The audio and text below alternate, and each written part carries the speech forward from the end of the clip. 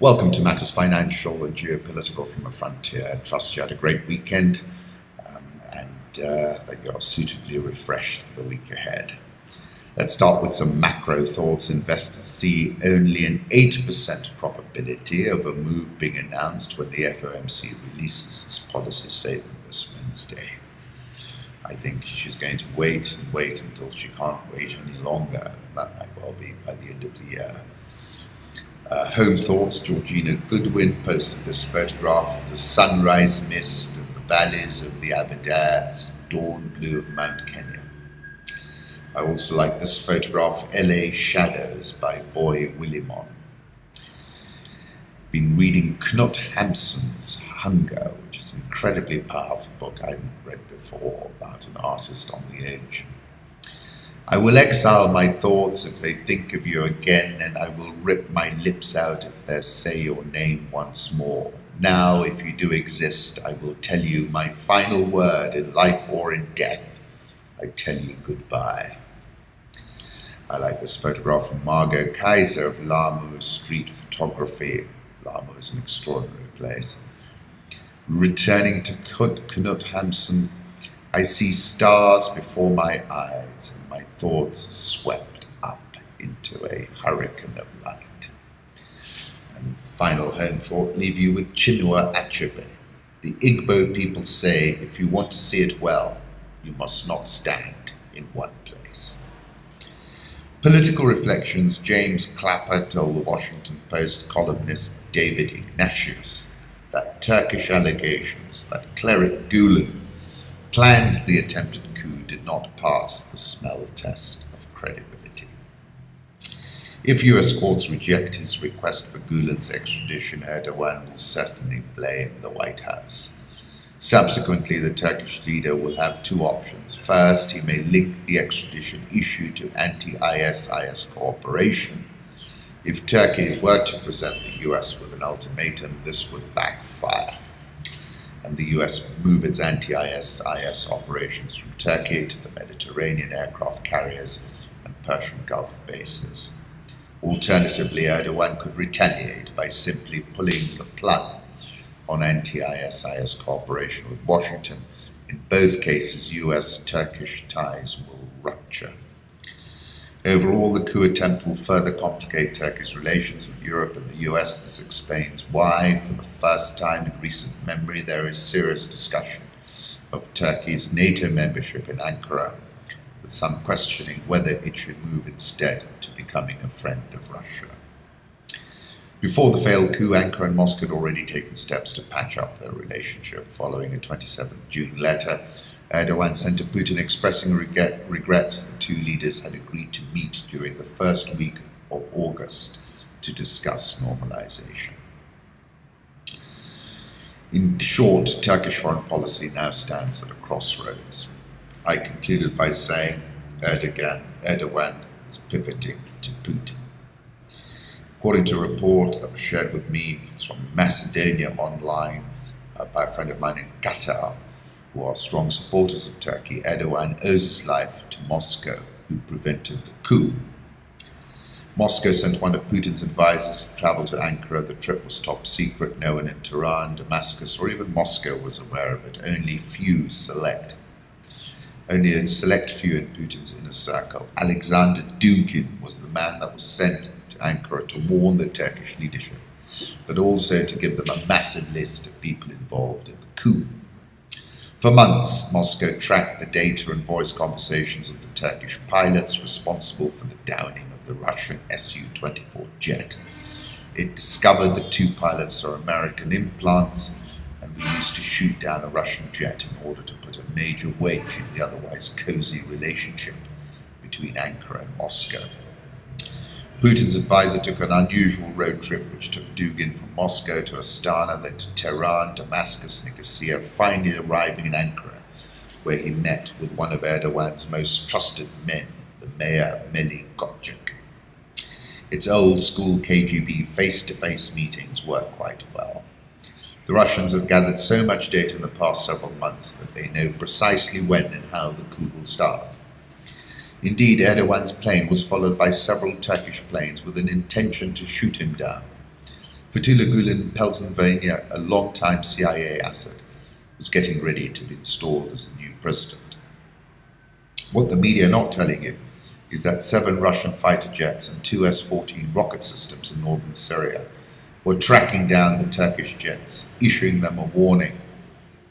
If the Russian radar systems picked up any activity from them, they would be promptly shot down. This is why the Turkish jets never fired. They had company. A while back, actually, October 2015, I wrote about Putin being a geopolitical grandmaster, and you can see his mastery at work again. Russian diplomacy aims to accelerate Syrian endgames, says MK Badrakuma, talking about how new fault lines have appeared which work to Moscow's advantage, something I've been talking about already. To be sure, there's going to be consequences if NATO cannot now hope to encircle Russia in the Black Sea or threaten Crimea. A rollback of Turkey's military intervention in Syria will sound the death knell for the regime change agenda in that country pursued by the US and regional allies. Slate is talking about Donald Trump being Putin's geostrategic dream. For his part, Putin has recognized the opportunity that the Trump campaign presents. He has thrown Russian propaganda behind it. His intelligence services have purloined documents from Democratic Party servers, and they've begun publishing them on the internet. And why not? Trump is Putin's geostrategic dream. NATO has been effective at curbing Putin's military adventurism. Russia may mess around in eastern Ukraine, but it won't set foot in Estonia or Poland. That's because it has little interest in fighting a war with an alliance obligated to protect those countries. Rather than facing a resolute, unified West, he prefers conducting a negotiation with a fragmented one, and has sought to destabilize Europe through support of Trump-like figures in France, Italy, and elsewhere. Nobody believes in the art of the deal more than Vladimir Putin and in Trump.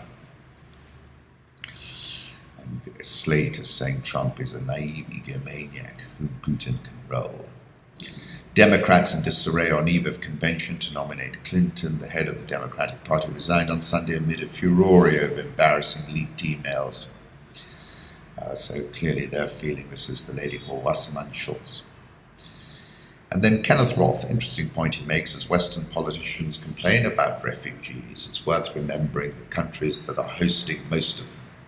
Have a look. Let's move on to the currency markets. Euro, dollar 109.69, dollar index 97.35, Japanese yen 106.28, Swissy 0.9876, the pound is at 131.46, Aussie 0.7482, India rupee 67.185, South Korean won 11.3653, Real 325.56, Egyptian pound 887.96, and the rand 14.31.32. Dollar index, I'll put up a 1-year chart. I've been bullish for a while, but as long as we held over 93, which we've done, we're now at 97.392. My target's 100. Euro dollar, I'll put up a 1-year chart as well, 109.70. Looks like we're breaking down. We could go all the way to 103.50. US 10-year yield heading back up to 1.75% to 2%, predicts Goldman Sachs.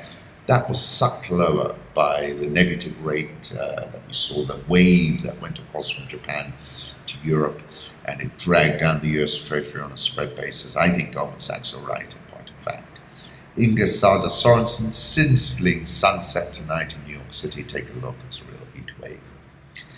Yahoo was the front door to the web for an early generation of internet users, and now it's being sold to Verizon. Its services still attract 1 billion visitors a month. Let's move on to the commodity markets. Gold trading at 1316.37. It's been soft. We might get a rebound after a no-tail change decision on Wednesday afternoon. Crude oil, switch off the lights. Have a look at this. $44.07 in New York, going down to 40. Gloss comes off Dubai as oil woes spill into expat promised land. Interesting piece about the softening up in Dubai. Everyone wants a piece of the EM bond pie. Look at the liquidity that surged into EM after Brexit, as people anticipated further easing.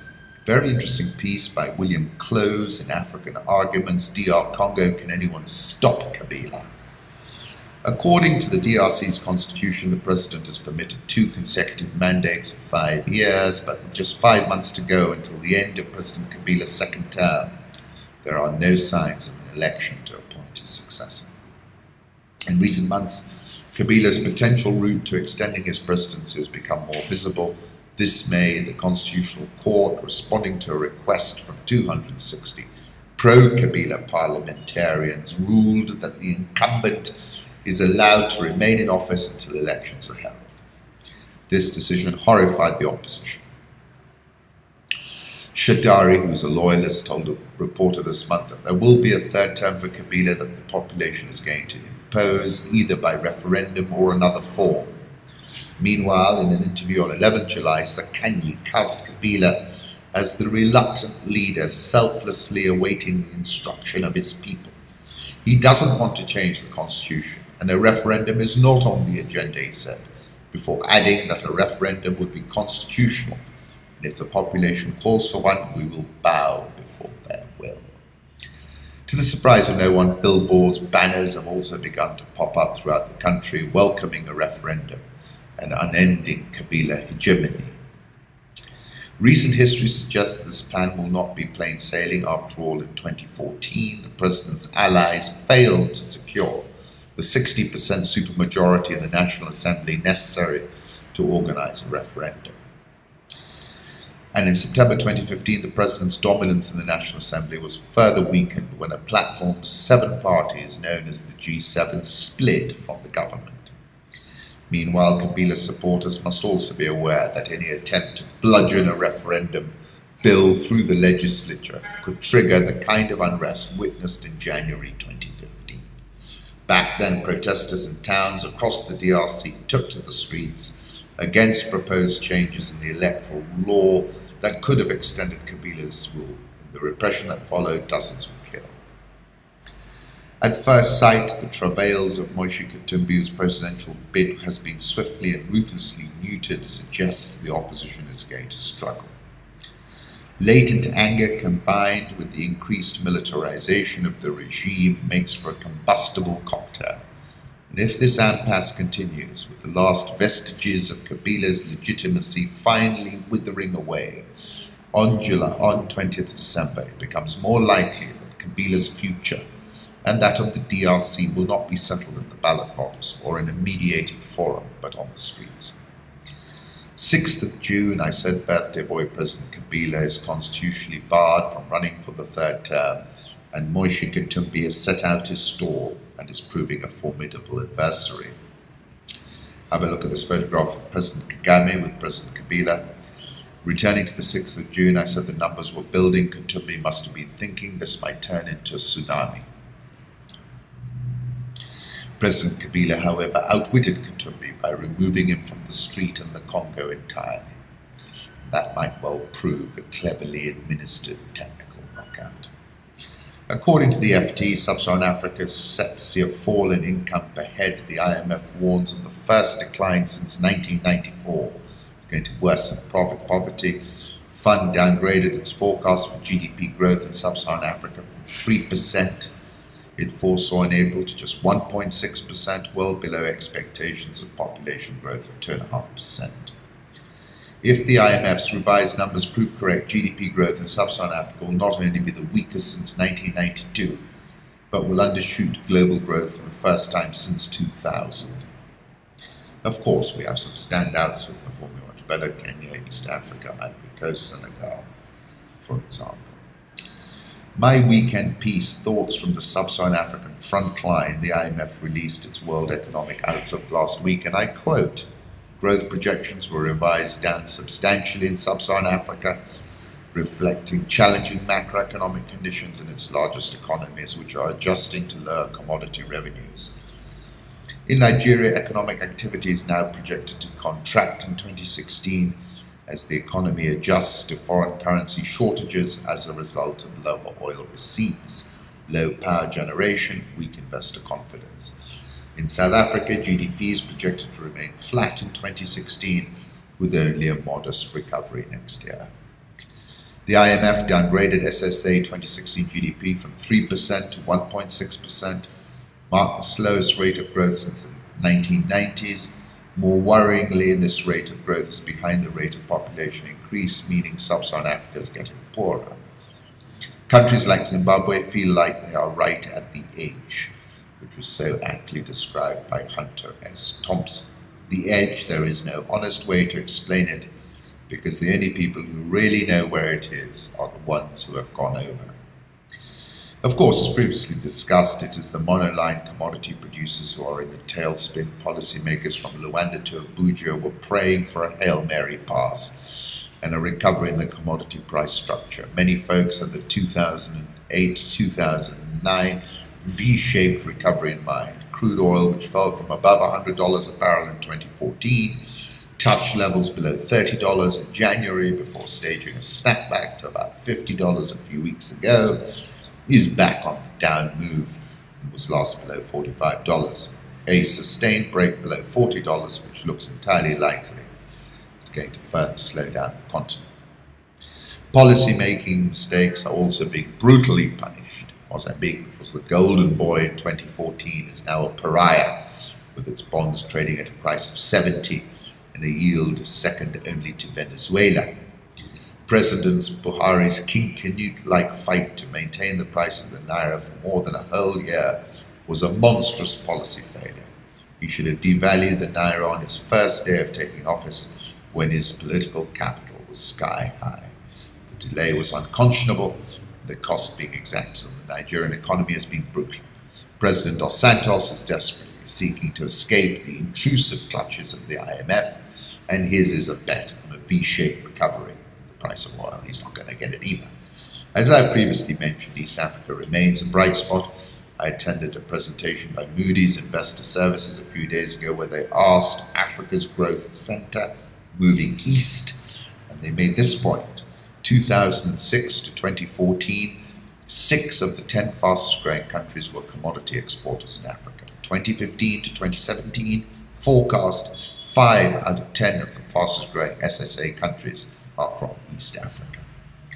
I said an interesting development since the Brexit vote has been that investors have chased yield as they anticipated further monetary easing from Japan to the UK. For example, our 10-year Eurobond has rallied to a yield of 7.4%, just about 8% pre-Brexit, and a high yield in 2016 of over 9.5% in late January. Lower yields equals higher prices, higher yields equals lower prices. This level of 7.4% presents an opportunity for the National Treasury to issue some paper. I would go for a bite-sized issue of around $600 million in order to leave the markets wanting more. South African oil shares up 4.56% this year. Dollar rand, last time I checked, 14.31.32. A little bit firmer than I would have liked, but I think it's going to sell off. Egyptian EGX30 up 6.53% this year. The naira weakened beyond 300 to the dollar for the first time on Friday. Forward contracts also climbed to record highs on Friday as well. The Nigerian oil shares down 3.43% year to date, but it's at an 11-year low when you consider the dollar value. Black market rate for dollars in Bujumbura has climbed to 2,700 Burundi francs from 2,050 within 2 weeks. It's a pretty big move. I like this photograph des migrants africains, téléphone tendu vers le ciel, dans l'espoir de capter le dernier froid du réseau. All these migrants trying to get a link. Number of people fleeing South Sudan violence hits one-day record, says an official. Have a look at these charts. Kenya GDP since independence. Interesting. Kenya debt to GDP, the absolute number looks a bit lower currently. Oxfam is international has signed a historic deal to move to Nairobi. That's a big win. Nairobi all share is down 4.93% so far this year. The NSE 20 it's down 4.93% this year, but have a look at the all share compared with the shilling, and you'll see because of the shilling's performance, investors into Kenya have actually done okay in comparison to others. Have a look at finally the NSE 20 snapped a losing streak going back to the 8th of July on Friday, but it remains down 12.77% this year. Thank you kindly for stopping by. Wishing you a tremendous week.